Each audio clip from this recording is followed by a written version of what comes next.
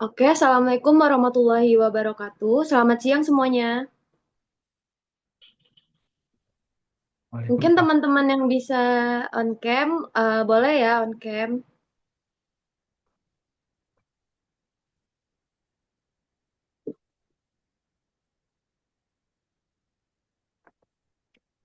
Sebelum kita mulai, mungkin teman-teman yang udah join itu ada di link obrolan untuk ngisi prates. Jadi teman-teman bisa ngisi dulu ya sebelum kita mulai.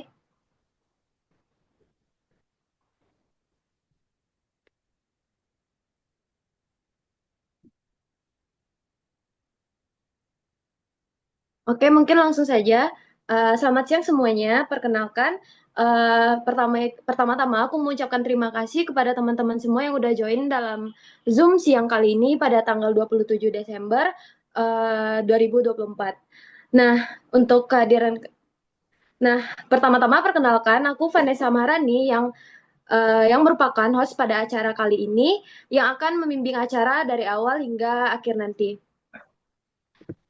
Nah, pertama, webinar kali ini tuh mengangkat tema yang sangat penting dan relevan bagi teman-teman semua, karena hal ini juga menyangkut tentang kesehatan mental dan bagaimana mengelola emosi bagi kita kaum remaja, khususnya untuk generasi Z yang saat ini menghadapi tekanan baik itu masuk dalam dunia kerja maupun yang sedang menjalankan kuliah atau sedang memikirkan masa depannya nantinya.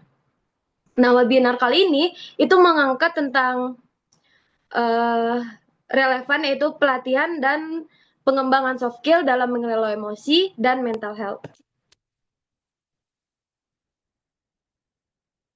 Nah, sedikit gambaran tentang pelatihan dan pengembangan ini. Nah, di tengah dinamika kehidupan yang semakin kompleks, kemampuan untuk menjaga mengelola emosi dan menjaga kesehatan mental itu tidak hanya menjadi kebutuhan pribadi, tapi juga merupakan fondasi utama untuk mendukung performa dan kualitas hidup kita secara keseluruhan. Nah, mungkin dari teman-teman semua, coba bisa di kolom chatnya itu teman-teman ketikin bagaimana perasaan teman-teman hari ini. Apakah lagi senang karena hari ini hari Jumat, di mana sangat ada keberkahan di hari Jumat, atau teman-teman lagi sedih nih karena mungkin tidak ada yang tidak bisa pulang kampung, atau mungkin lagi ada struggle di urusannya sehingga teman-teman itu merasa sedih pada hari ini. Atau mungkin teman-teman lagi stres nih, gimana mikirin aduh UAS belum selesai, atau aduh mikirin magang, atau proyeknya yang belum selesai. Mungkin teman-teman bisa mengetikkan emosinya pada hari ini, itu apa yang lagi teman-teman rasakan. Mungkin ada yang lagi happy, ada yang lagi stres, terus ada ya mungkin lagi biasa-biasa aja itu, atau mungkin lagi kebingungan nih teman-teman merasakan emosinya pada saat ini sehingga teman-teman bingung gitu, sering termenung atau memikirkan tentang hal-hal yang udah di luar gitu. Ini mungkin ada yang balas lagi stres karena ujian. Terus ada yang biasa aja. Atau mungkin lagi happy nih, ada yang udah pulang kampung, mungkin mau liburan, balik ke Bukit Tinggi. Ada yang happy. Nah, mungkin banyak ya perasaan dari teman-teman itu, ada yang dari stres, ada yang dari bahagia, mungkin berbagai macam gitu. Nah, hari ini kita mungkin ada happy, ada yang tidak juga, mungkin ada yang galau mungkin ya, karena diputusin, kepanitiaannya ada masalah. Semangat, semangat, semangat. Nah, karena teman-teman nih banyak berbagai emosi dari yang teman-teman rasakan saat ini. Nah, hari ini kita itu akan belajar sama-sama dengan narasumber kita untuk berbagi wawasan tentang pengalaman serta tips praktis yang akan membantu kita dalam memahami, mengelola diri kita dengan baik sehingga kita dapat menentukan keputusan yang lebih efektif untuk masa depan kita nantinya. Nah, sebelum saya menjelaskan tentang narasumber kita kali ini, itu aku akan menyampaikan 3 poin penting utama. Yang pertama itu webinar ini akan berlangsung mungkin selama kurang lebih 1 jam. Kemudian acara webinar ini itu akan nanti diisi oleh pemaparan materi kita dari narasumber. Kemudian juga aku mohon teman-teman yang ingin bertanya atau teman-teman nih masih ada sesuatu hal yang mengganjal di hatinya, itu teman-teman bisa nulis di obrolan itu atau di kolom teks untuk bertanya gitu kepada narasumber terkait hal-hal yang belum terjawab di pada saat pemaparan materi nanti. Nah, kemudian juga teman-teman bisa bisa interaktif ya, boleh berkomunikasi di obrolan itu, membahas apapun gitu terkait dengan materi kita kali ini. Kemudian itu dipastikan tuh teman-teman tetap fokus untuk menjalankan webinar kali ini. Nah, tanpa berlama-lama, mungkin mari kita sambut narasumber kita hari ini. Itu adalah Ihsan Nur Adenin. Mungkin teman-teman bisa manggil Kakak Ihsan atau nama panggilan Ihsan yang biasanya itu ada Iip, mungkin bisa dipanggil Kakak Iip. Nah, di mana Iip ini merupakan seseorang yang peminat terhadap di bidang psikologi. Nah, mungkin kepada Iip boleh diperkenalkan terlebih dahulu. Eh, Baik, terima kasih. Assalamualaikum warahmatullahi wabarakatuh. Selamat siang teman-teman semua. Mungkin beberapa udah kenal ya. Boleh panggil Lisan, boleh panggil Iib juga boleh. Memang mungkin latar belakangnya mungkin peminat psikologi ya. Cuman teman-teman mungkin ada yang lebih paham sama materi hari ini. Mungkin ada juga yang ya lebih tinggi wawasannya. Jadi kita di sini saling berbagi, saling diskusi tentang pengelolaan emosi dan maupun tentang kesehatan mental. Boleh lanjut? Oke, makasih kepada Kakak Iip. Nah, untuk materinya itu akan di-share langsung oleh pemateri kita. Kepada Iip dipersilakan. Oke, izin screen. Oke, boleh.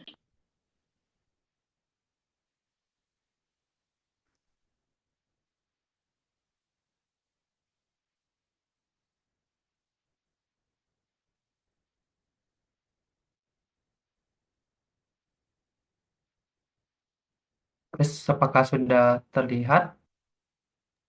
Udah.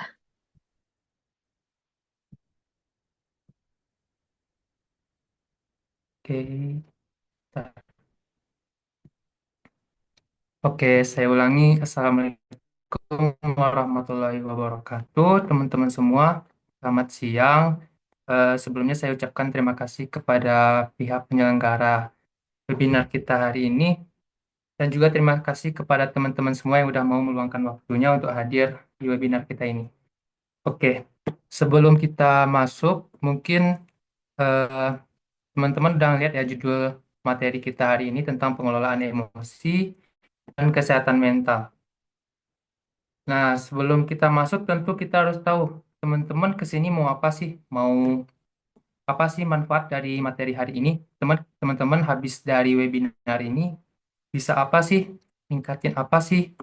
Nah, tentu ada tujuan dalam pemateri ini, yaitu tujuan kita dalam mengelola emosi. Nah, teman-teman, mungkin habis dari sini eh, membutuhkan kesejahteraan mental.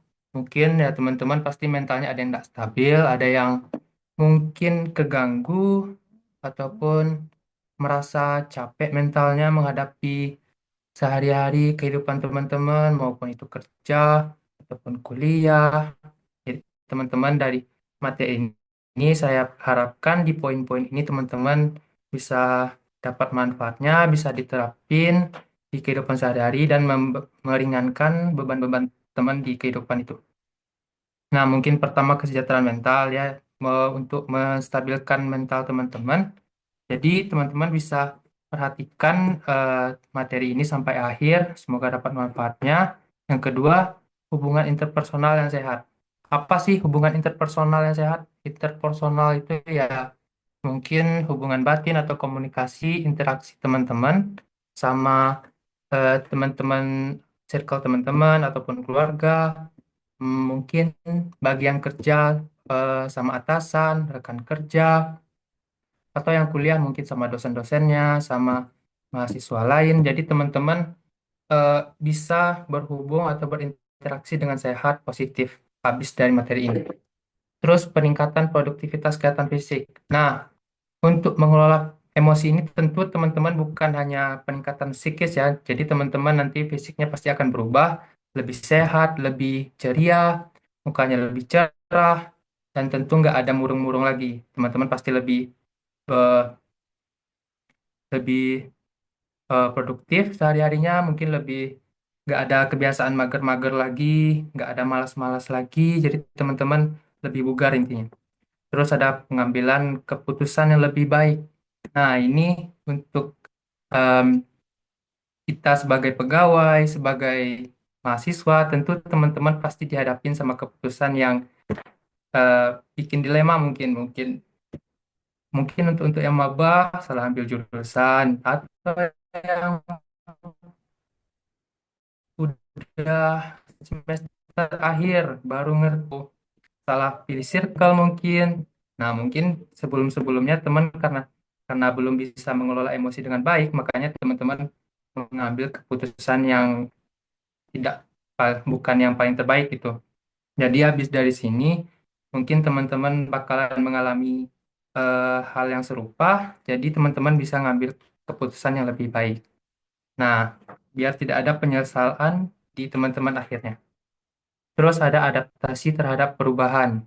Nah, namanya kita juga hidup, teman-teman di sini pasti berubah kan, pasti maupun itu fisik, maupun psikis, mental, emosi teman-teman pasti berubah. Misalnya dari yang kita kecil, mudah nangis, mudah marah, terus sekarang teman-teman udah besar mungkin eh, bisa nyembunyiin lah, bisa mm, bisa ceria walaupun sedang sedih, pasti berubah lah adaptasi kita dalam kehidupan itu pasti berubah. Jadi teman-teman kalau tidak bisa mengelola emosi ini, tidak bakalan bisa beradaptasi dengan lingkungan teman-teman.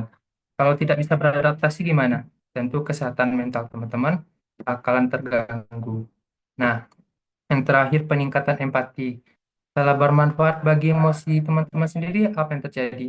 Tentu sebagai makhluk sosial kita bakalan punya empati, bakalan sharing emosi, pasti bisa lebih memahami emosi orang lain. Mungkin di sini tujuan atau manfaat pengelolaan emosi ini saya ringkas menjadi 6 poin ini aja ya. Mungkin ada manfaat atau tujuan lain teman-teman datang ke sini yang bisa teman-teman ambil, nanti bisa didiskusikan kembali. Oke, sejauh ini kita lanjut.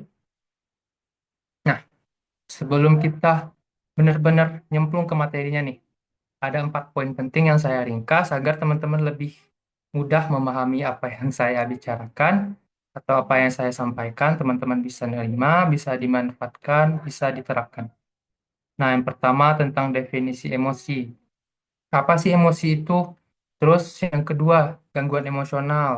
Yang ketiga, teknik-teknik dalam mengelola stres atau ya gangguan emosional tersebut. Yang terakhir baru empati dan keterampilan interpersonal. Nggak banyak-banyak, cuma 4 poin ini aja. Biar lebih ringkas, kita langsung ke yang pertama, yaitu apa itu emosi. Mungkin kalau teman-teman merasa saya ngomongnya terlalu cepat, mungkin bisa bilang di chat aja ya. Terus, oke, next kita langsung ke yang pertama, definisi emosi. Apa sih emosi itu? Nah, teman-teman pasti pernah dengar kalau ada orang yang marah-marah atau orang yang sensian, pasti kita bilangnya kayak, ini orang ini emosian nih. Orang ini kayak suka murung, emosian. Oh, jadi pemahaman teman-teman mungkin mendengar kata emosi itu bisa negatif, bisa tidak baik. Namun eh, teman-teman harus pahami, emosi di sini tuh relatif ya. Jadi teman-teman nggak bisa selalu bilang emosi itu hal yang buruk. Nggak, soalnya emosi itu emang ya wajarnya ada di kita semua. Jadi kita di sini tuh emang untuk apa? Cara mengendalikan emosi tersebut. Jadi bukan cara menghilangkan emosi tersebut. Nah, di sini saya ada bikin tentang emosi menurut filsuf. Jadi kalau secara teorinya ya ada beberapa ahli psikologi yang mengungkapkan apa itu emosi, secara teorinya apa, secara logikanya apa.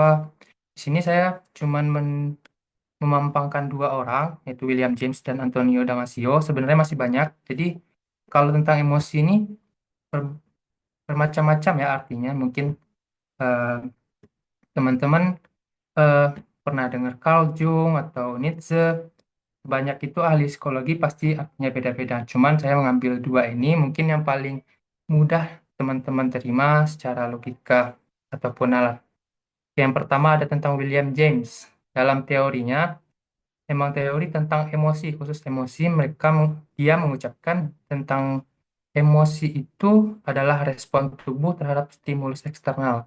Nah, respon atau reaksi tubuh kita terhadap suatu rangsangan yang berasal dari luar. Nah, terus ada juga yang namanya Antonio Damasio, di, dikutip dalam bukunya namanya The Feeling of What Happens.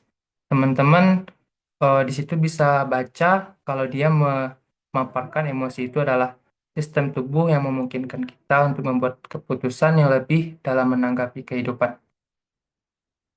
Maksud dari Damasio di sini apa? Jadi apa yang tubuh kita lakukan, apa yang mekanisme tubuh kita kerjakan untuk membuat suatu keputusan dalam eh, kehidupan kita, mungkin ada masalah, ada pilihan. Nah, sistem tubuh kita yang bekerja itu disebut dengan emosi. Mungkin agak rumit kalau kita paparin emosi ini secara teori, mungkin lebih bagus kita langsung ke yang konsep spiritual aja. Ini lebih simpel, namun ya bagi teman-teman yang kurang agamais atau kurang kurang spiritual ya mungkin bukan menjadi acuan, bukan jadi acuan untuk pengertian emosi di sini. Nah, saya bacain aja emosi dalam konsep spiritual. Nah, saya sebagai orang Muslim, sebagai di dalam Islam, mungkin rata-rata teman di sini juga Muslim ya, jadi mungkin agak relate sama teman-teman. Kalau emosi itu bagian penting dari ciptaan Allah Subhanahu Wa Taala dan berfungsi untuk membantu manusia mengalami dan terhubung dengan dunia. Nah, jadi di sini saya sudah bilang tadi kan kalau misalkan emosi itu emang ada setiap orang. Kenapa? Ya karena itu ciptaan dari yang atas. Emang sudah ada di setiap orang, nggak bisa dihilangin. Kalau misalkan emang nggak ada, berarti itu ciptaan manusia. Nggak ada. Contohnya apa? Robot nggak punya emosi. Itu emang ciptaan manusia, makanya nggak punya emosi. Kalau kita punya emosi, berarti itu ciptaan langsung dari Allah. Emang wajarnya kita tuh punya emosi ya. Gunanya apa? Ya untuk membantu manusia eh, terhubung dengan dunia, berinteraksi sosial, dan macam-macam lainnya. Kalau nggak ada emosi apa? Ya bisa teman lihat-lihat robot gimana? Pasti ada instruksi, kerjakan, terus mati. Itu doang kan? Jadi emosi inilah yang membedakan kita dengan robot-robot tersebut atau dengan cipta-ciptaan manusia. Oke lanjut. Nah, dari dua jenis pengertian emosi tadi, saya lebih suka dengan ringkasan emosi berikut. Lebih saya simpulkan begini, mungkin teman-teman lebih cocok juga dengan pengertian emosi yang ini, yaitu reaksi kompleks yang melibatkan pengalaman, perilaku, dan fisik yang digunakan untuk menangani masalah atau peristiwa penting yang dialami individu. Nah, reaksi kompleks yang dimaksud di sini apa sih? Kompleks itu terbagi dua ya, mencakup dua hal di sini, yaitu psikologis dan fisiologis. Psikologis mencari mungkin mental, psikis, pikiran, dan fisiologis itu em, dari fisik teman-teman gitu. Nah, di sini reaksi kompleks fisiologis dan psikologis ini teman-teman bisa contohnya. Psikologis itu teman-teman kalau lagi senang pasti semangat kan, pasti pikiran teman-teman tuh udah mikirin rencana ini, rencana itu, semangat. Terus kalau teman-teman lagi sedih pasti kayak gak bisa fokus, gak bisa konsentrasi, terus tiba-tiba buyar. Nah itu contoh reaksi psikologis dari teman-teman. Nah kalau fisiologis apa? Kalau fisiologis itu fisik teman-teman nampak nyata. Jadi teman-teman bisa lihat kalau orang yang emosi, yang marah, yang kecil, yang marah, yang senang ataukah sedih pasti ada yang berubah di fisik mereka. Contohnya kalau marah mereka mukanya memerah atau malu mukanya memerah. Terus kalau misalkan mereka takut tangannya gemeter. Terus mungkin kalau cemas keringat dingin. Jadi kalau fisiologis ini lebih tampak nyata dan teman-teman bisa lihat di orang lain. Sedangkan psikologis cuman bisa teman alamin di diri sendiri. Jadi bedanya itu ya teman-teman. Terus arti emosi ini eh, dalam psikologi sama fisiologis digunakan untuk menangani masalah atau peristiwa. Contohnya apa? Kalau teman-teman takut misalnya, kan tangan teman-teman kayak merinding, gemeter. Nah, itu ada alasannya bukan kayak oh, gemeter ya udah, bukan. Pasti ada alasannya seperti lebih waspada atau lebih was-was gitu. Karena kalau kita takut pasti respon tubuh itu berusaha beradaptasi teman-teman. Jadi emosi itu ya itu kompleks ya teman-teman, bisa psikologis, bisa fisiologis. Jadi teman-teman emosi itu bukan hanya yang di perasaan, cuman juga di tubuh gitu. Mungkin kalau emosi ya sampai situ dulu. Mungkin teman-teman kalau kurang paham bisa ditanya di kolom chat, nanti sehabis materi kita bahas lagi. Nah, lebih mudahnya saya jabarin aja apa sih contoh-contoh emosi itu. Teman-teman mungkin lebih paham ini daripada teori-teori yang saya bicarakan. Nah, contoh-contoh emosi, marah, malu. Nah, yang saya jabarin di sini mungkin bagian kecil yang pernah teman-teman rasakan ya. Mungkin ada yang teman-teman belum pernah galau di sini, ada yang belum pernah cemburu, nggak pernah takut, tapi ada juga yang pernah marah, malu. Jadi, semua contoh-contoh emosi di sini tuh relatif ya teman-teman. Kalau teman-teman orang yang nggak marahan ya nggak pernah marah, gimana lagi? Kalau teman-teman orangnya pede, akut, pede sekali orangnya, pasti nggak malu kan? Nah, kalau teman-teman misalkan orangnya irian, asat, dengki, mungkin lebih mudah cemburu. Jadi di sini itu bukan karakter ya teman-teman, emosi. Bisa teman-teman bilang emosi. Jadi kalau ada orang yang marah-marah, dia bukan karakter dia, emang dia tuh tidak bisa mengendalikan emosi marah dia atau tidak bisa mengendalikan perasaan cemas, sedih mereka. Gitu. Ya mungkin contoh-contoh ini lebih simpel, jadi teman-teman lebih paham. Nah, kita lanjut. Nah, tadi si James berkata kalau eh, emosi itu berasal dari rangsangan rangsangan eksternal atau stimulus eksternal. Nah, itu tuh belum tepat ya teman-teman. Makanya saya jabarkan dua tadi karena salah satunya kurang tepat. Karena apa? Karena rangsangan yang bisa memunculkan emosi kita itu bisa terjadi dari internal maupun eksternal. Misalnya apa? Nih, internal contohnya, perubahan jasmani.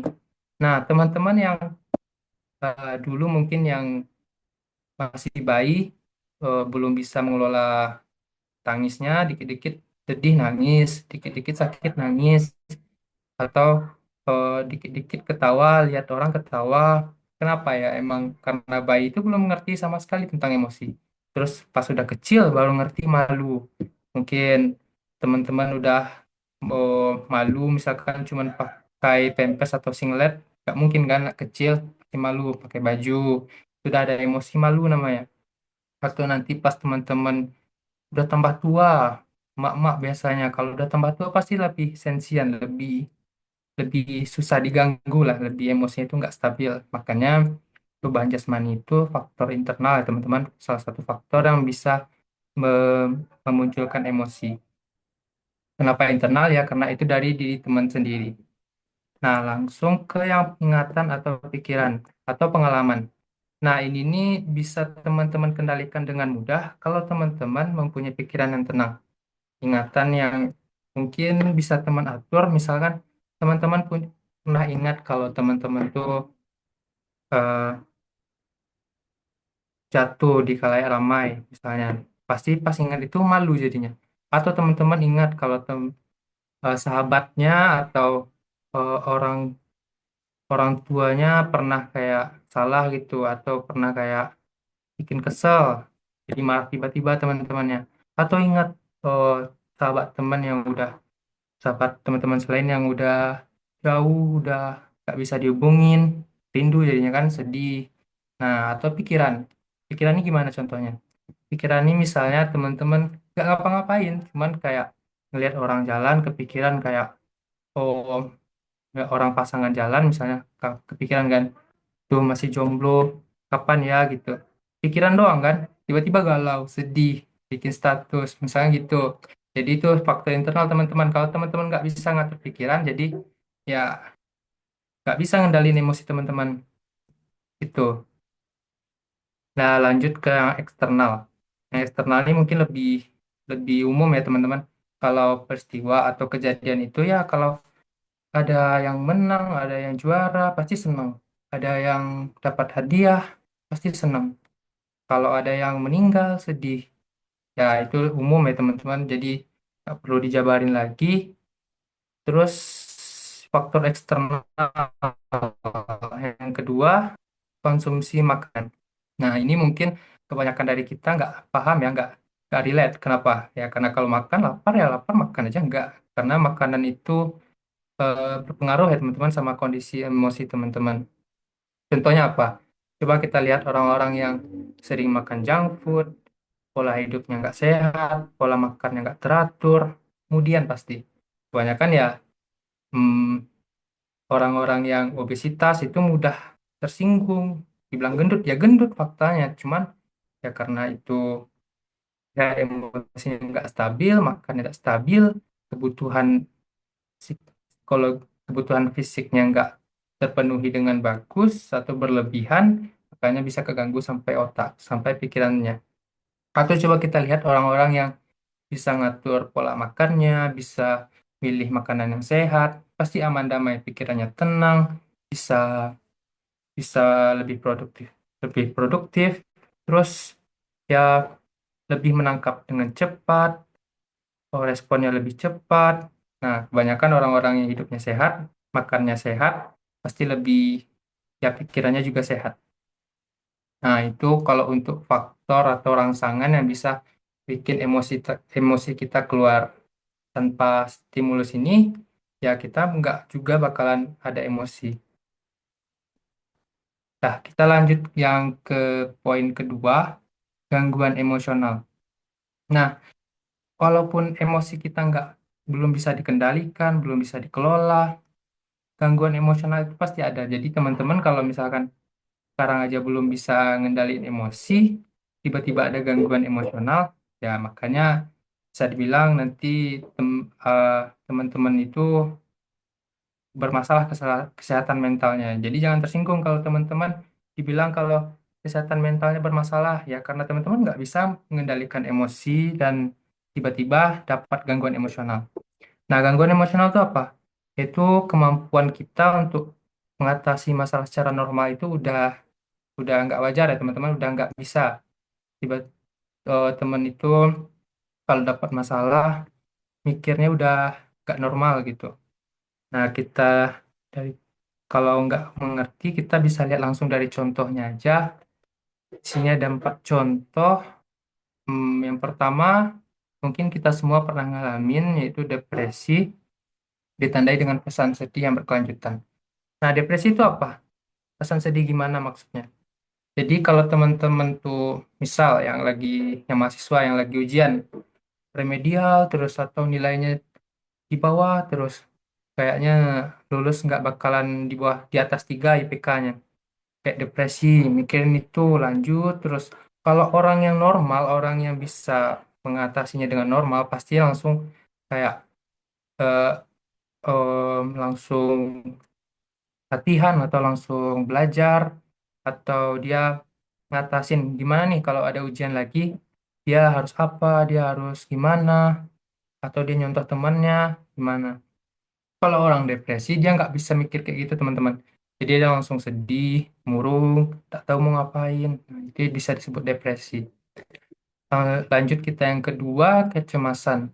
Nah, kecemasan ini eh, gabungan ya teman-teman, takut gelisah. Jadi teman-teman itu takut akan sesuatu hal terjadi, terus gelisah gimana cara cara ngatasinnya. Padahal belum terjadi teman-teman. Makanya disebut cemas.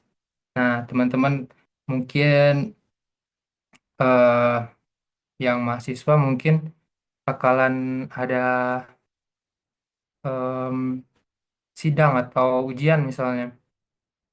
Nah, karena teman-teman belum pernah ngelakuin, terus teman-teman dengar dari orang lain misalkan dosennya ngeri atau dosennya tuh kayak oh pertanyaannya kritis sekali. Oh jadi teman-teman takut jadinya nggak mau takut. Nah terus karena teman-teman tetap harus ngelakuin, nah teman-teman berusaha kan kayak belajar, terus ngulang-ngulang materi. Nah, karena teman-teman masih merasa takut, masih gak tahu apa yang bakalan ditanyakan, gelisah, gak tahu mau ngapain, terus kayak ya cemas akhirnya. Jadi teman-teman nggak bisa fokus, nggak bisa ngejalanin em, pembelajaran teman-teman dengan baik, makanya aktivitas teman jadi kacau. Nah, contoh cemas yang lain gimana? Misalkan kalau yang pegawai atau kerja, kalau misalkan eh, hari pertama kerja misalnya, oh, mau ngapa-ngapain, belum tahu kan mau ngapain, belum ada lagi magang misalnya, nggak tahu mau ngapain, takut salah pegang, takut salah bikin, atau terus gelisah nih kalau ada tiba-tiba bos yang ngelihat, gimana nih, cemas jadinya apa teman-teman nggak fokus sama pekerjaan teman-teman. Nah, kita lanjut ke yang ketiga, ini mungkin penjabarannya lebih banyak, seperti inti dari semua yang di poin tiga ini adalah kelainan suasana hati. Nah, yang pertama itu bipolar. Orang bipolar itu apa? Jadi orang bipolar ini dia tuh udah naik turun ya teman-teman. Misalkan awalnya senang, habis itu sedih, senang lagi, sedih lagi. Jadi dia tuh kayak mengubah emosi suasana hatinya tuh seperti saklar lampu, mudah. Kalau mau senang hidupin, kalau mau sedih matiin. Cuman mereka nggak bisa kendaliin saklarnya. Jadi seperti tiba-tiba senang, tiba-tiba sedih. Nah, itu orang-orang yang disebut bipolar. Terus ada depresi mayor. Apa tuh depresi mayor? Sama depresi juga, cuman ini lebih kompleks, lebih besar penjabarannya. Jadi kalau teman-teman tuh awalnya depresi kenapa? Ujian rendah nilainya. Terus apa? Nggak lulus-lulus. Terus apa? Nggak dapat kerja. Terus apa? Nggak dapat jodoh. Habis itu apa? Gagal nikah. Panjang lah. Teman-teman merasa putus asa, depresi, nggak tahu mau ngapain. Jadi teman-teman akhir dari perjalanan teman-teman itu, akhir dari hidup teman-teman itu apa? Putus asa, nggak ada lagi semangat buat bangkit, buat eh, ngelakuin sesuatu, udah nggak ada. Jadi putus asa akhirnya. Kalau teman-teman merasa di depresi mayor ini, lebih bagus teman-teman dengar materi ini sampai akhir ya. Jadi depresi mayor ini ringan, cuman karena berkelanjutan teman-teman jadi nggak tahu mau ngapain. Terus kita lanjut ke yang siklotimia. Siklotimia itu,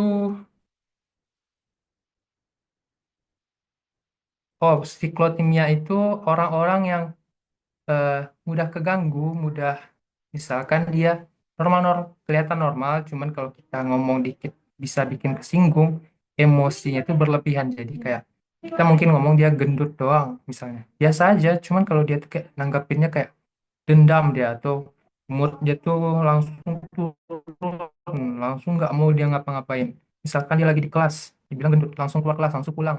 Itu orang-orang yang mengidap siklotimia. Atau misalkan orang-orang yang pas kerja, dibenerin kerjanya, ditegur. Karena udah ditegur nggak mood, pulang dia lagi. Atau nggak mau dia kerja di situ lagi. Nah, itu salah satu gangguan emosional yang bisa disebut siklotimia. Terus ada distimia. Distimia ini apa? Distimia ini eh, gangguan suasana hati, cuman bisa dibilang ringan, mungkin cuman agak agak apa? Agak selek dikit atau ganggu dikit, nggak nyaman, ringan. Cuman ini nih bisa berjangka panjang atau sampai teman-teman tua masih ngerasain gitu. Jadi kalau teman-teman pernah eh, mengalami sesuatu yang buruk, mungkin ringan, cuman teman nginget terus. Jadi kalau ada hal seperti itu lagi, teman-teman nggak bisa move on. Jadi teman-teman kayak sedih terus, depresi terus, keganggu terus, nggak mau lagi hal-hal seperti itu. Jadi distimia ini bisa kita simpulkan kalau teman-teman depresi rendah, ringan, atau keganggu suasana hati yang ringan, cuman berkelanjutan, nggak habis-habis, itu disebut distimia. Terus ada DMDD dan PMDD. DMDD ini apa? DMDD ini singkatan dari Destructive Mood Dysregulation Disorder, atau gangguan disregulasi suasana hati. Gimana tuh maksudnya? Jadi teman-teman kalau yang mudah seperti yang si siklotimia tadi, yang mudah singgung atau apa, tiba-tiba meledak gitu, bisa disebut juga dengan DMDD ini. Tapi bedanya apa? Kalau siklotimia itu di satu waktu, DMDD ini berulang-ulang. Jadi seperti masih masalah itu teman-teman masih nggak bisa maklumin, meledak lagi, keluar lagi sifat teman-teman atau emosi teman-teman itu disebut DMDD. Nah, yang terakhir PMDD ini mungkin lebih relate ke teman-teman yang perempuan. Kenapa? Karena ini tuh singkatan dari premenstrual dysphoric disorder, atau ya kalau teman-teman yang PMS atau haid misalnya sebelum ataupun sedang, nah itu bisa disebut PMDD. Jadi jangan teman-teman bilang normal kok karena lagi haid, PMS, emosi enggak ya. Itu contoh gangguan emosional. Kalau teman-teman belum dewasa, belum bisa eh, mengendalikan emosi teman-teman, ya teman-teman terlarut sama "Ya udah sedang haid, marahlah, nggak apa-apa." Nggak ya teman-teman, jadi harus tetap dikondisikan. Jadi kalau misalkan yang perempuan, tolong dikendalikan emosinya. Kalau yang laki-laki, tolong pahamin kalau perempuan yang sedang mengalami PMDD ini, ya jangan disinggung atau ditegur karena ya itu gangguan emosional dia, biar dia berkutik dengan emosi dia sendiri. Nah, makanya ada materi ini biar teman-teman bisa sadar dengan diri sendiri ataupun orang lain. Terus yang terakhir, gangguan emosional yang terakhir, ada kontrol impuls. Yaitu emang ini nih lebih em, relate sama teman-teman yang mungkin sekolah ataupun remaja ya teman-teman. Kalau misalkan anak SMP atau SMA atau mungkin ada teman-teman yang udah mahasiswa masih suka berandal, masih suka bikin onar. Contoh, kalau kita masih SMP atau SMA sering yang bolos, kenapa? Karena nggak enak, nggak mood sama gurunya. Atau ya bosan di sekolah, bosan di kuliah, mau ngapain bolos atau ya mungkin ngerokok atau apa ya teman-teman melampiaskan sesuatu dengan tingkah laku teman-teman yang bisa dibilang negatif.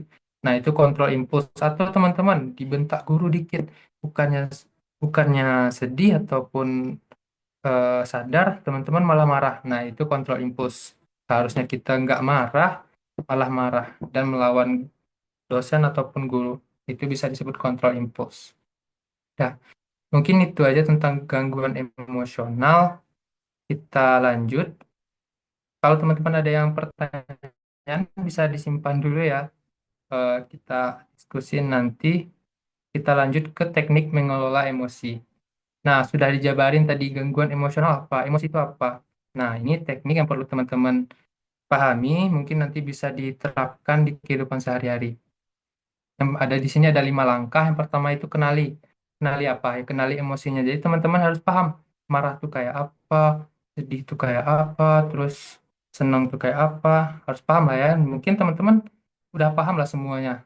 Yang sama emosi emosi teman-teman itu udah kenal, udah tahu lah lagi marah atau lagi sedih harusnya udah tahu. Terus kita lanjut ke langkah kedua, terima. Terima apa? Bukan terima emosinya, tapi terima kondisinya. Misal teman-teman marah karena apa?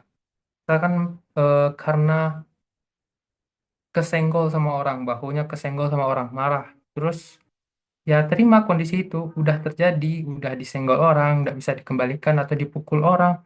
Ya udah dipukul orang gimana? Lagi? Terima, terima aja teman-teman. Nggak bisa diulang, nggak bisa di retake, nggak bisa di ya harus teman-teman terima lah kondisinya agar teman-teman bisa lebih eh, paham tentang emosi teman-teman itu. Kalau misalkan kondisinya tidak teman-teman terima, gak bakalan bisa ngendaliin emosi teman-teman. Terus yang ketiga apa? Pahami. Pahami situasinya. Teman-teman harus melihat situasi sekitar, apakah rame di tempat umum, atau di kamar, di rumah, atau lagi sama orang tua, atau sama sahabat, sama dosen. Nah, situasi-situasi tersebut teman-teman harus paham, harus ngerti, harus sadar lagi di mana, dengan siapa. Terus baru langkah keempat, hadapi. Hadapi masalahnya. Apa masalahnya? Mungkin teman-teman habis dikasih banyak tugas sama dosennya. Marah karena jadwal teman-teman udah ada, tapi malah tiba-tiba dikasih tugas. Tapi situasinya gimana? Teman-teman lagi sama dosen tersebut. Gak mungkin teman-teman keluarkan rasa marah tersebut di sana. Makanya kalau teman-teman tiba-tiba marah, bisa dibilang teman-teman itu emosian. Ya karena teman-teman nggak lihat tempat. Kalau misalkan teman-teman udah di rumah, di kamar, mau marah, silahkan marah. Mau dipukul bantalnya, mau dipukul dindingnya, nggak apa-apa. Ya karena nggak ada orang yang bakalan tersinggung, nggak ada bakalan rugi sendiri paling. Kalau pukul dinding, tangannya lecet, pasti rugi sendiri. Paling kalau teman-teman marah, bisa dengerin musik atau apa, atau olahraga. Nah, gitu. Jadi teman-teman hadapinnya tuh ya sesuai dengan situasi yang teman hadapin. Kalau di tempat umum nggak mungkin teman nangis, nggak mungkin marah. Terus kalau seneng nggak mungkin kayak pamer-pamer di tempat orang umum, nggak mungkin. Atau dekat orang tua. Kalau teman-teman lagi cemburu sama pacar teman-teman, dekat orang tua, nggak mungkin ditunjukin. Kenapa? Ya nggak pantas saja ya teman-teman. Terus yang terakhir apa? Ulangin. Nah, kalau udah bisa sampai langkah keempat, langkah kelima ini baru kita masuk ke ranah disiplin. Kalau teman-teman nggak disiplin, misalkan udah pernah ngalamin sekali terus nerapin ini, oh alhamdulillah. Kalau teman-teman nggak bisa ngulangin, ya percuma. Jadi kalau ada situasi tentang yang berkaitan dengan emosi, teman lakukan 4 langkah ini, datang lagi, baru yang langkah kelima. Ulangi terus sampai nggak berhenti. Kalau teman udah mengulanginya tanpa henti atau udah terbiasa dengan langkah-langkah ini, berarti teman-teman udah bisa mengelola emosi teman-teman sendiri. Oke, kita lanjut. Nah, kalau kalau teman-teman tidak bisa mengelola tersebut, belum bisa menerapkan langkah-langkah itu, emosinya masih belum bisa dikelola, gimana? Kalau tidak kelola gimana, nggak diatasi gimana, ya akhirnya teman-teman stres. Stres kenapa? Ya beban itu nggak bisa teman-teman hadapi, emosi juga nggak terkendali. Oke. Nah, setelah stres, apa sih yang perlu dilakukan? Kadang-kadang orang emang udah terlanjur emosinya, udah di ambang batas, terus nggak bisa dikendalikan, akhirnya apa? Teman-teman bakalan stres, bebannya bertambah. Nah, pas kalau udah di tahap yang itu, teman-teman bisa lakuin 4 poin yang saya jabarin di sini. Cuman hal-hal wajar, hal-hal umum, teman-teman bisa lakuin di mana aja, teman-teman bisa mulai kapan aja. Pertama itu tidur, cukupin tidur. Ini yang nggak mungkin kalau nggak ada mahasiswa zaman sekarang yang tidurnya kayaknya teratur ya teman-teman. Pasti malamnya tuh bilangnya bikin tugas, akhirnya scroll TikTok, scroll IG, akhirnya nggak tidur. Atau teman-teman udah capek habis kegiatan, pengen main dulu, jadinya nggak tidur. Jadi tidur teman-teman kurang tercukupi. Nah lanjut kita olahraga. Nah teman-teman harus rutin berolahraga. Kenapa? Bukan yang cowok aja, cowok mungkin sering futsal atau sering badminton atau basket. Teman-teman yang cowok mungkin lebih sering berolahraga.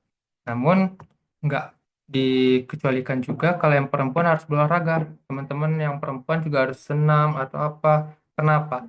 Olahraga ini kita bisa menimbulkan yang hormon namanya endorfin. Endorfin ini bisa teman-teman eh, namakan hormon kebahagiaan. Jadi teman-teman kalau habis olahraga tuh dengan rutin dengan baik, teman-teman bisa merasa lebih bahagia. Terus makanan sehat, makanan. Nah, ini sesuai dengan faktor eksternal yang tadi. Emang kalau makannya itu bisa bikin mood teman-teman itu terganggu atau meningkatkan mood teman-teman. Contohnya apa? Kalau teman-teman suka es krim, lagi sedih, makan es krim jadi seneng. Ya, itu tergantung teman-teman ya, relatif makanan ini. Namun, lebih diutamakan teman-teman makanan yang sehat. Kenapa? Kalau teman-teman makan makanan yang sehat, itu lebih jangka panjang fisik teman, otak, pikiran pikiran teman-teman lebih teratur lah, lebih terjaga. Terus yang terakhir hobi. Hobi ini relatif juga teman-teman kalau misalkan lagi marah suka dengerin musik atau lagi stres dengerin musik, pengen healing, nonton. Nah, teman-teman bisa ngelakuin hobi tersebut. Tapi yang positif. Contoh yang negatif apa? Kalau teman-teman misalkan hobinya bilang apa? Rebahan. Hobinya rebahan, hobinya scroll TikTok. Bukan hobi yang positif, teman-teman. Akhir dari mungkin saat scroll TikTok merasa santai, damai, nggak ada. tugas, bisa tengok lihat video. Nah, itu akhirnya setelah teman-teman tutup TikToknya, lihat jam udah 10 menit 20 menit terlalu, buang-buang waktu namanya ya. Dan emosi teman-teman cuma tereda sementara, nggak menghadapin masalah teman-teman. Oke, kita lanjut yang poin terakhir, empati. Nah, teman-teman kalau sudah bisa mengendalikan emosi teman-teman sendiri, udah mengenali emosi itu apa, udah mantap lah untuk diri sendiri. Baru bisa teman-teman alihkan ke orang lain. Bisa teman-teman hargai perasaan orang lain, bisa memahami orang lain. Terus ya itulah inti dari empati itu.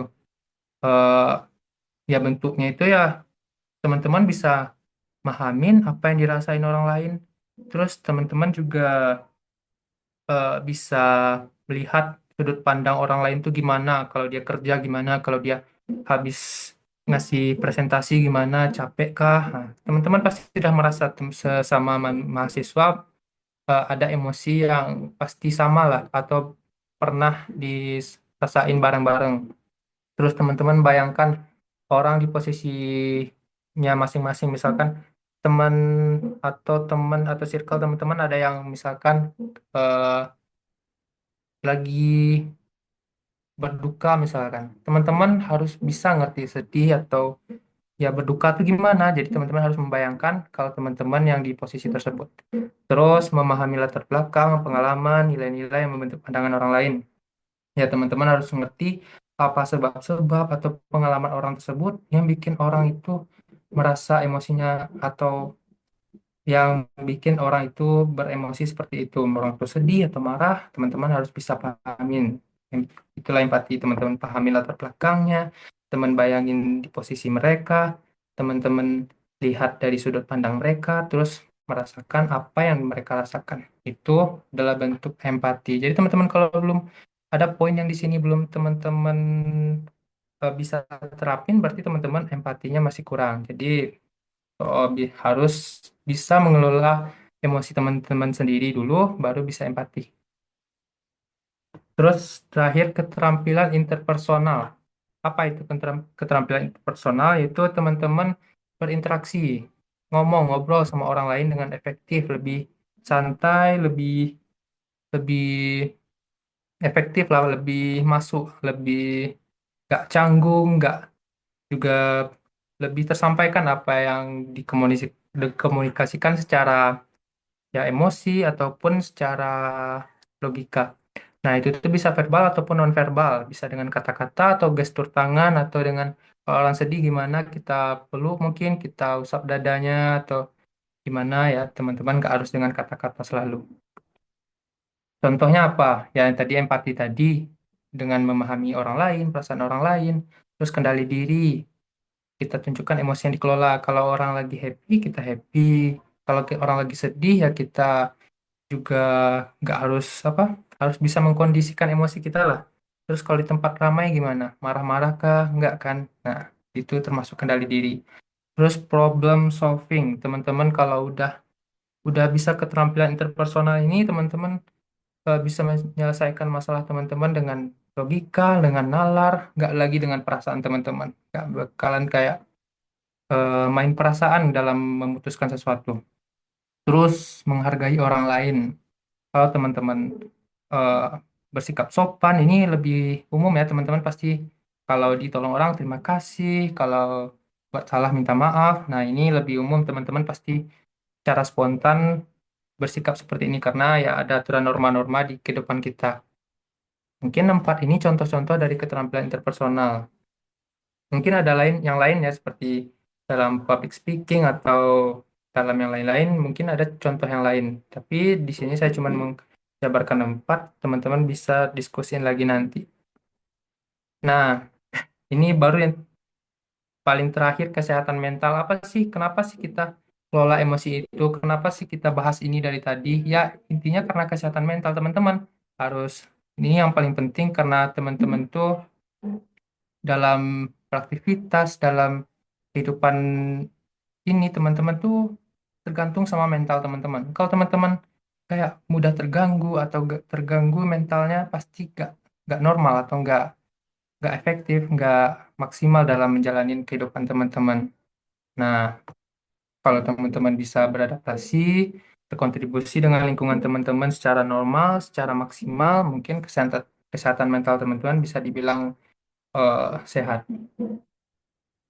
Terus apa sih pentingnya mengelola emosi itu untuk kesehatan mental? Nah, apa sih kesehatan masalah kesehatan mental itu apa? Kayak stres, kecemasan, depresi, yang seperti gangguan emosional yang kita baca tadi ya. Jadi kalau teman-teman nggak bisa ngelola, ya ending-endingnya ada masalah dalam kesehatan mental teman-teman. Di sini ada acuannya kalau teman-teman tidak belajar, tidak berlatih dalam mengelola emosi, endingnya tidak bisa mengelola emosi, terus gangguan emosional, jadi masalah kesehatan mentalnya, ending-endingnya tidak bisa mengatasi kehidupan atau ya down, putus asa, terus nggak bisa lagi lanjut hidupnya. Kalau teman-teman yang mungkin pendek cara pikirnya, apa, mungkin udah ngakhirin kehidupannya atau ya di end lah misalnya. Tapi untuk semoga teman-teman di sini bisa ngerti, bisa eh, paham dalam emosi teman-teman, akhirnya terhindarlah dari masalah kesehatan mental ini. Terus yang paling terakhir poinnya yaitu di sini saya yang jabarin satu kunci dalam mengelola emosi ini, nggak nggak penting materi-materi yang saya sampaikan dari tadi kalau teman-teman nggak bisa nerapin satu kunci ini. Jadi kalau teman-teman lebih paham pun materi ini daripada saya, namun satu kunci ini hilang ya teman-teman nggak bakalan terhindar dari masalah kesehatan mental. Kunci tersebut ialah sabar. Jadi teman-teman dalam mengelola emosi harus sabar, kalau marah harus sabar, kalau orang sedih harus sabar, bahkan kalau teman-teman pun lagi senang harus sabar. Jangan terlalu berlebihan. Kalau misalkan teman-teman berlebihan, post ini misalkan dapat dapat di di GoFoodin sama teman ayam geprek misalnya, senang langsung pamer di IG, langsung pamer di sana, terus langsung liatin ke orang rumah nih dapat dari orang senang, padahal teman-teman saudara teman-teman mungkin ada yang lagi sedih. Jadi ya semua emosi itu harus sabar ya teman-teman, nggak harus berlebihan, ada batas dalam semua emosi teman-teman itu.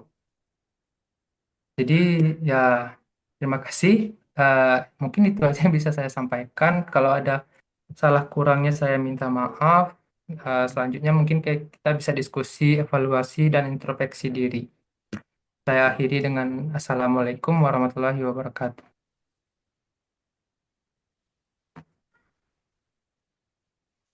Baik, terima kasih kita ucapkan kepada pemateri kita yang telah memaparkan tentang apa itu arti emosi dan bagaimana cara mengelola emosi itu dengan baik.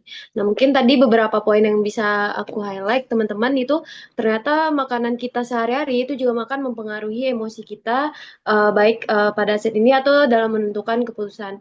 Nah, kemudian juga tadi ada juga ternyata PMS itu bukan masalah sepele, teman-teman, karena PMS juga merupakan salah satu mungkin kesehatan mental yang masih kecil, tapi namun jika tidak dikelola dengan baik, mungkin teman-teman akan merasakan mood swing yang sangat mood swing gitu, sehingga teman-teman itu meng- memberikan emosi itu kepada orang lain yang dampak-dampaknya itu negatif terhadap orang lain. Nah, mungkin untuk selanjutnya itu kita masuk ke sesi tanya jawab. Mungkin dari teman-teman semua yang telah hadir dari awal atau telah mendengarkan materi dari awal, mungkin ada pertanyaan nih yang belum terjawab mungkin di dalam pemaparan materi tadi. Nah, mungkin kepada teman-teman yang ingin bertanya boleh raise hand atau ini langsung bertanya di ruang obrolan ya. Mungkin kepada teman-teman dipersilahkan.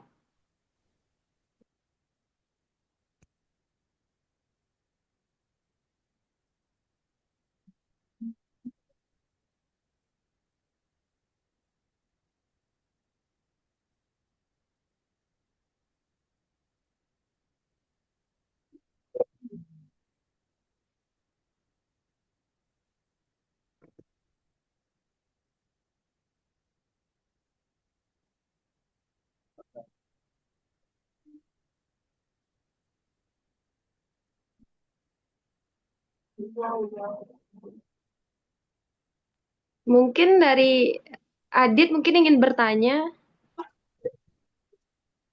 Pada Adit dipersilakan.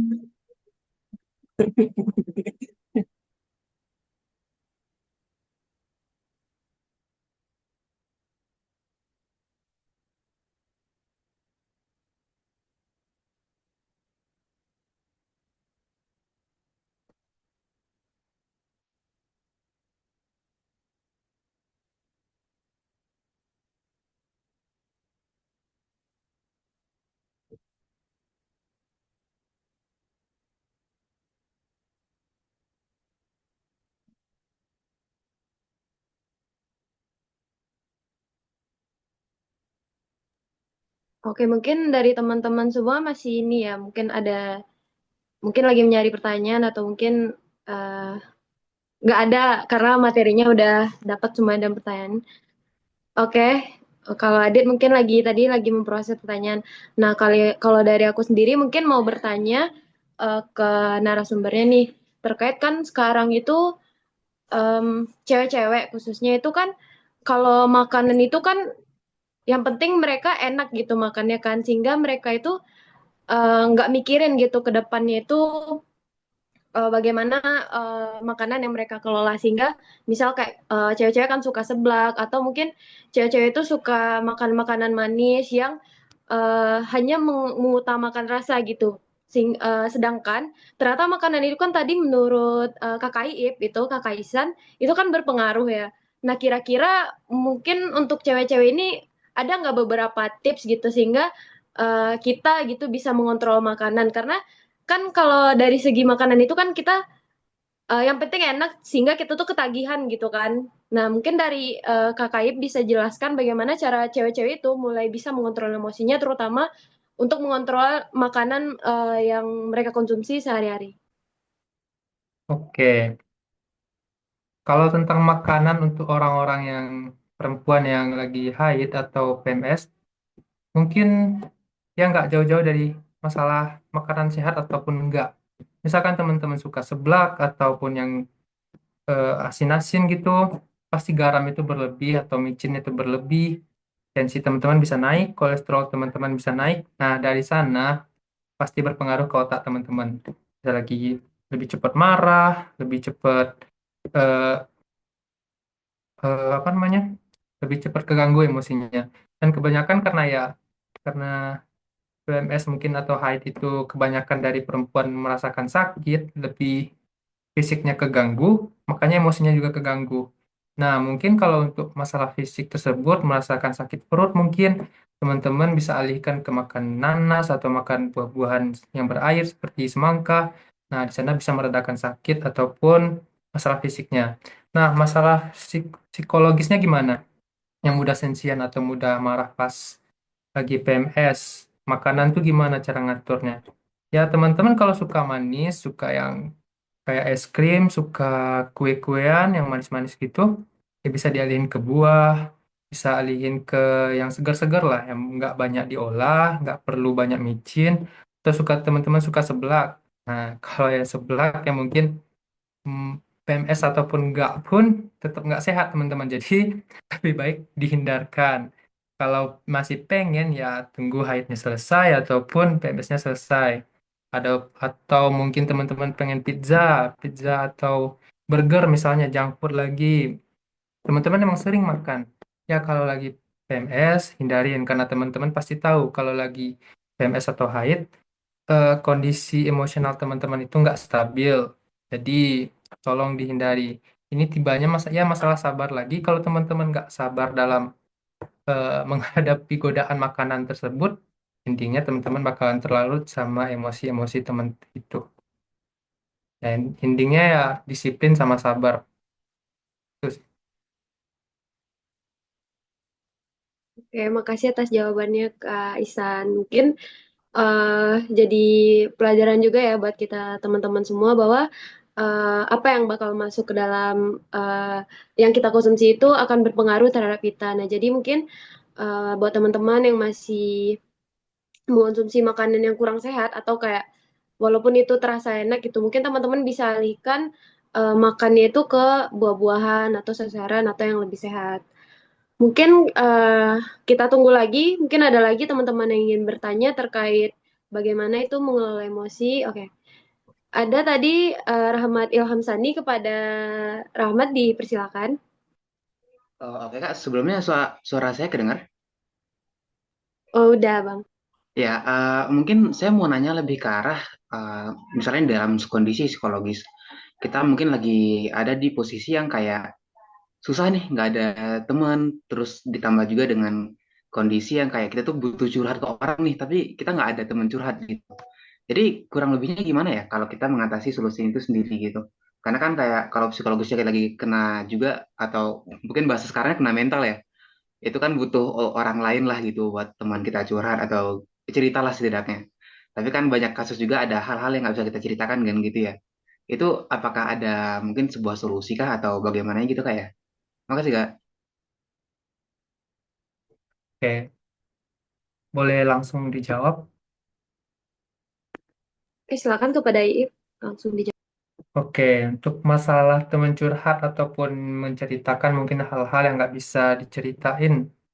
Kalau untuk masalah teman curhat, teman-teman selalu pasti ada. Mungkin teman-teman nggak sadar aja mungkin seperti orang tua, saudara, saudari, itu adalah teman-teman curhat, teman-teman pilihan pertama itu. Jadi teman-teman kalau mau cari teman curhat, ya jangan dicari di aplikasi online, jangan dicari ke teman-teman kelas, jangan cari ke pacar, jangan. Ya utamain lah ya, ada keluarga, ada orang tua, ada saudara-saudari, itu yang paling utama bisa nerima kita gimana adanya. Soalnya ya gimana kita punya hubungan darah, ada ya deket lah tibanya. Pasti itu adalah pilihan pertama untuk teman curhat. Terus kalau mungkin bagi yang udah menikah, boleh ke pasangan hidupnya, pasangan jiwanya, karena apa? Pasti bisa menerima apa adanya kan, kalau nggak bisa diceritain ke orang lain. Terus masalah teman curhat ini sebenarnya eh, berhubungan dengan empati teman-teman. Misalkan kenapa disuruh empati tadi ya? Karena kalau teman-teman bisa berempati, teman-teman juga bisa jadi tempat curhatnya sahabat kalian atau pasangan kalian, keluarga kalian. Jadi ada pentingnya mengelola emosi ini dulu, baru bisa berempati jadi tempat curhat. Setelah bisa jadi tempat curhat, teman-teman juga bisa curhat ke orang yang teman dengar atau yang dekat dengan teman-teman. Kalau udah nggak bisa lagi, mungkin satu tips dari saya, teman-teman tuliskan di kertas, di buku, misalkan ditulis, nggak bisa diungkapin, ya ungkapin di sana. Atau teman-teman bisa punya akun anonim, mungkin di Twitter atau di Facebook, bisa teman-teman curhat di sana, bisa dengar saran dari orang lain, dengar eh, dengar pendapat orang lain, bisa dari sana. Jadi nggak selalu teman-teman butuh teman curhat ya. Kalau mau lebih simpelnya lagi, teman-teman yang Muslim mungkin, oh setiap 3/4 malam udah ada yang nungguin mau curhat apa. Silakan sholat tahajud dengan celoteh lah dari teman-teman lahir sampai teman-teman mau sekarat, celoteh lah apa masalah teman-teman. Boleh. Soalnya inti dari curhat itu apa? Bukan cari solusi kan, tapi cari yang dengerin. Kalau mau cari solusi, paling baik ya teman-teman cari solusi sendiri.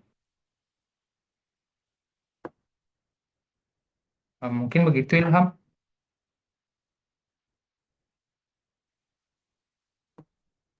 Oke, sudah cukup terjawab. Terima kasih kak. Oke. Oke, mungkin untuk teman-teman karena ini waktunya udah 1 jam lebih kita eh, ini Zoom-nya, webinarnya, di mana tadi jadwal kita itu cuma 1 jam ya sampai jam 3. Mungkin untuk teman-teman yang bertanya itu boleh langsung kontak kami itu penyelenggaranya ada Yolanda, ada Nur Rahmadani atau aku. Nanti teman-teman bisa keep dulu pertanyaannya ke aku. Nah, nanti nanti bakal dijawab oleh kakak Iipnya karena ini waktu kita terbatas oleh waktu. Nah, mungkin kita lanjut. Buat teman-teman, kita masuk dulu ke sesi dokumentasinya. Mungkin buat teman-teman boleh on cam ya, kita mau dokumentasi dulu terkait webinar kita hari ini untuk pengambilan fotonya. Para teman-teman boleh on cam, dipersilakan.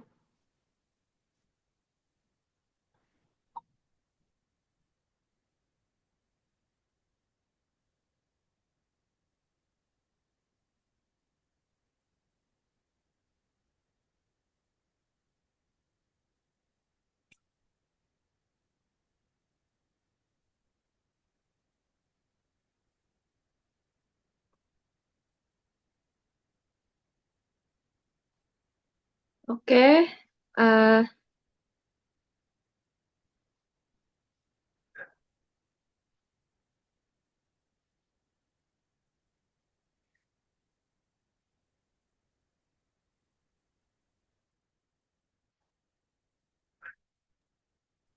mungkin teman saya Yolanda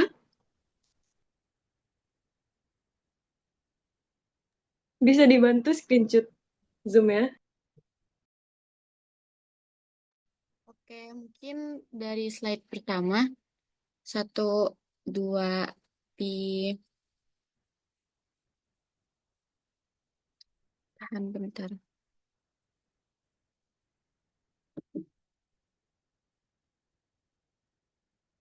Mungkin ulang lagi, satu, dua,